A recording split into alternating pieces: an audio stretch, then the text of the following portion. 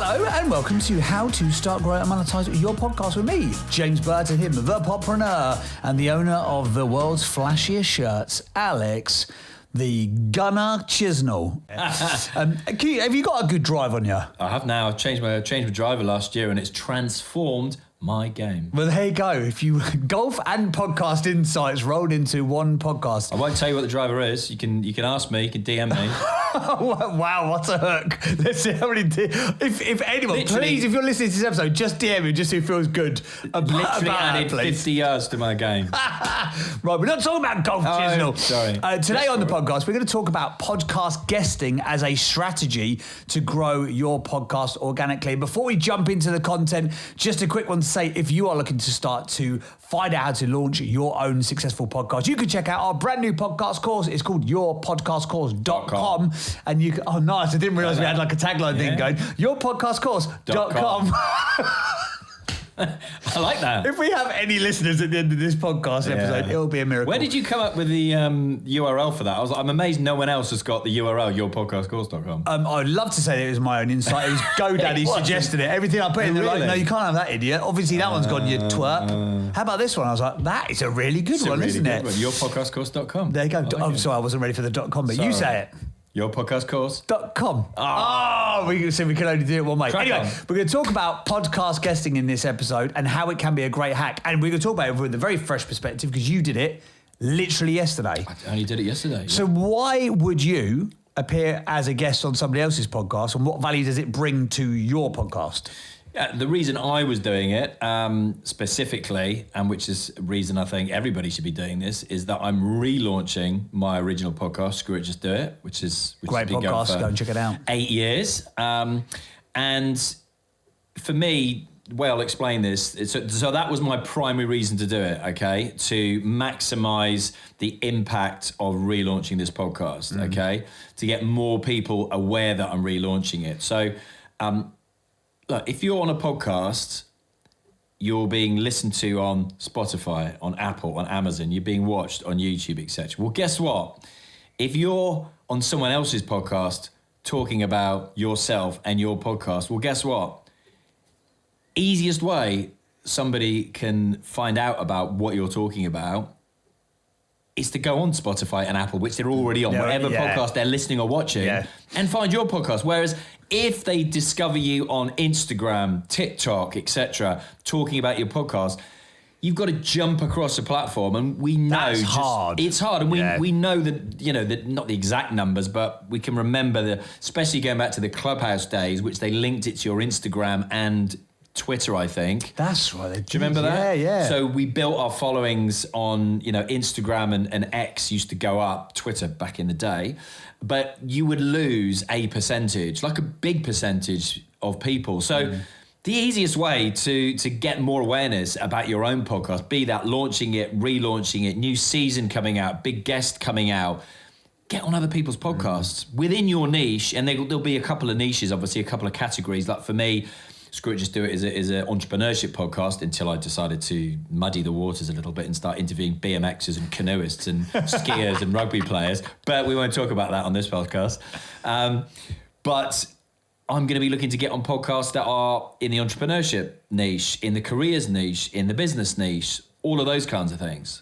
So this is a key point, is to go on shows that have got a likely audience that would also see value in your podcast. So for example, there would be very little point in you going on a yoga podcast and talking about your business podcast. Like you might like yoga, but they're probably not going to transition across to your podcast episode. But to your point, I don't think there's anything more powerful for dragging an audience and kidnapping an audience. I'm very intentional with stuff, and I literally think of it like kidnap the audience and take them back to your own platform, because as you say, he's worrying me now. That's what I'm doing here. What do you think I'm doing here? I'm sitting all of your your many fans who are beating down the front door to get in. I can see them there. I can see them. No, not draw the now. curtains. He's too busy.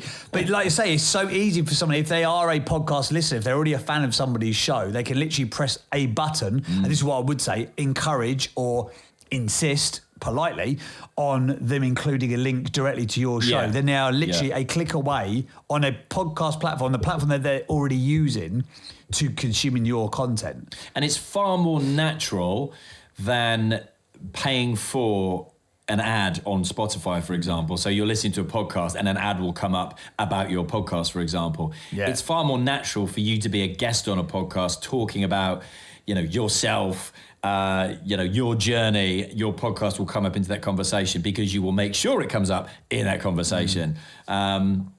Then, as I say, paying to leverage podcast ads on the likes of Spotify, etc., because that's a bit more framey. Just wanted to take a quick minute to say a big thank you for watching this podcast. If you are thinking about starting your own podcast to grow your brand or your business, then we would love to help you out. Yourpodcastcourse.com is a place where you can find 55 on-demand videos. There's trainings, there's blueprints, there's guides, there's cheat sheets, there's downloads. Everything that you need to utilize and to start your own powerful podcast is in there right now. It's guaranteed for 7 days. So if you don't like it, we'll return your money, and we're going to start you off with a fantastic offer. Absolutely. Just because you are consuming this podcast for a limited time only, for the first 25 people only this is going to be, we're going to give you 50% off yourpodcastcourse.com. Click the link that's in the show notes. There's information there, and it will be 50% off joining the course. As I say, we will walk you through how to start, how to grow, how to monetize your podcast. We'll talk to you about artwork, setup, names, ideal listener profiles, how to get the ideal guest, how you do the interviews, how you do the 14-day launch process, everything you need to utilize and to know to create a powerful podcast. We will tell you. We've done it 400 plus times. We have done some of the most successful podcast launches in Europe at this point in time, and the exact strategy and process that we charge tens of thousands of pounds to our agency clients for, you can get access to through yourpodcastcourse.com. 50% off for a limited time only. Click the link in the show notes now. Cheers. We had a conversation. We're about to launch a big celebrity podcast, which might be out by the time this episode goes live.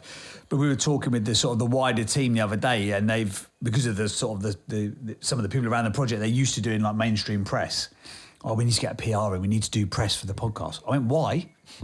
If someone can give me a good rationale and reason, like, we'll definitely do it. But can someone just tell me, does it categorically drive download numbers? Because I don't think it does. Now, it's not to say that you shouldn't be doing it, because I think that marketing is an ecosystem. It's not a one size fits all. It's not like just do Reels, just do TikTok, just do YouTube Shorts, just do print press, just do TV appearances, or whatever it may be. All those things within an ecosystem of marketing can and will work. And they all often, there's a multiplier effect. So if they see you on TV, if they hear you on the radio, if they see you on a podcast, if they see you in the newspaper, there is that correlation, and that all multiplies the value of that content that's being consumed by people. But ultimately, when you think about it, when you talk then about how difficult it is to move people from like X to Spotify or Instagram to Apple, the like print press to go, oh my God, there's a podcast written about in The Guardian. Let me get my phone out. Like, that is a real jump of, and I'm not saying don't do it, but I'm just saying it's probably not the thing. If you've got mega budgets, yes, you should be across everything, doing every opportunity. But realistically, the thing that's going to move the needle the most is being on the platform that's already being utilised. Agreed. Emma Greedy, who is, or Emma Greedy, whatever her name is. It's not like amazing entrepreneur. Do you like you calling her greedy? I think that's her name. I'm sure it's Emma Greedy. Good American. She runs Good American. She was like, she did skins with Kim Kardashian. I've got Skims. That's a clothing line. Is that a clothing line? Well, maybe she didn't do that. I've got a pair of tracky bottoms for my birthday, mate. Just stop, because I'm getting to a point here. 85 quid. 85 quid for tracky bottoms? I only asked for a pair of Amazon Essentials. Oh my dear God, you're living your best life, aren't you? 85 quid tracksuit trousers. I'm in the wrong game here. What do you know that I don't? But she went on to, so even someone as big as her, massive, like multi-billion-dollar company, very, very big profile. When she launched her podcast, she did the podcast rounds, and she was on 4 or 5 other key podcasts. Again, in her niche, in her sector, was in Diary CEO, etc. And again, the one other thing that I would say is, in that instance, when you're going on to a podcast to promote something, including your podcast, just make sure that they agree to bring it up in conversation. Yeah. So that it naturally comes up, and you are not shoehorning it in, or you don't feel like that you have to. Like when I used to work in radio PR, every opportunity that the host would give you, you would mention the brand. Yeah. So what's the latest statistics? Well, the research by Thornton's Chocolates found that actually romance has dipped by 13% in Berkshire or whatever it may be. So every question you're shoehorning it in because you've got to get the message across. Yeah. Which we need guests on a podcast. Go there to deliver value, but make sure you're going to get the reciprocal value by making sure they will ask you the question that you need to get the value out of that conversation. I'll give you a couple of examples as well. You always like this one when I bring this one up. Lewis Howes. Oh, for goodness sake, it's like a dagger in my heart every time. You're pals with Howes and I'm not. When I originally contacted him, as I've said many times before, which only because you like it, and he, no, it was no, or it was like no answer whatsoever. But then 12 months later, he came back round and contacted me, and it was only because he was launching a book and he wanted to do a podcast tour and he wanted to get on every podcast in 30 days of launch. Another one, which was a lockdown thing, and I've forgotten his name, God forgive me, but it was the author of Chicken Soup for the Soul who sold, Jack Canfield. The other one, there's two co-authors on that book, and he sold more books than...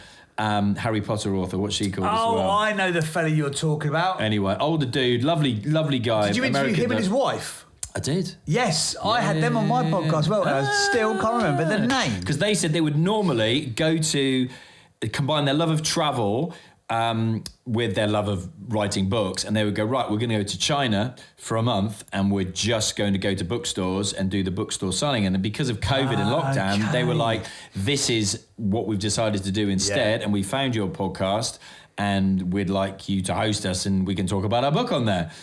And that's what they did. Yeah. And he was an absolute legend. But, if people of that ilk are going to do it, what's stopping you to do it? Nothing. What I believe we should probably wrap up to say is that you're probably thinking, how can I guest on other podcasts? Okay. It's literally the same as you trying to get guests on your podcast. You literally just need to come up with a list of podcasts within your niches, your categories, and contact them. And look, some of them will have information on the description, on the homepage of the platform where you listen to them, i.e. Spotify or Apple or YouTube. A lot of them won't, and you'll have to track them down, via if this podcast has a website for their show. And again, not all of them do. And look, you've got to start somewhere. So, you can Google, for example, top 200 business podcasts in the UK, top 200 business podcasts in the USA.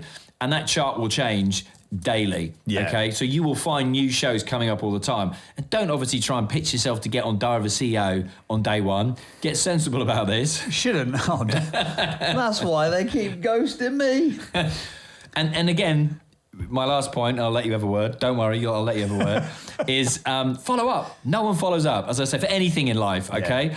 I was just showing you that pitch deck last night for the biggest careers podcast in the UK that pitched it to me to be a guest on the show. Yeah. Never followed up with me. It was 3 weeks ago. Madness.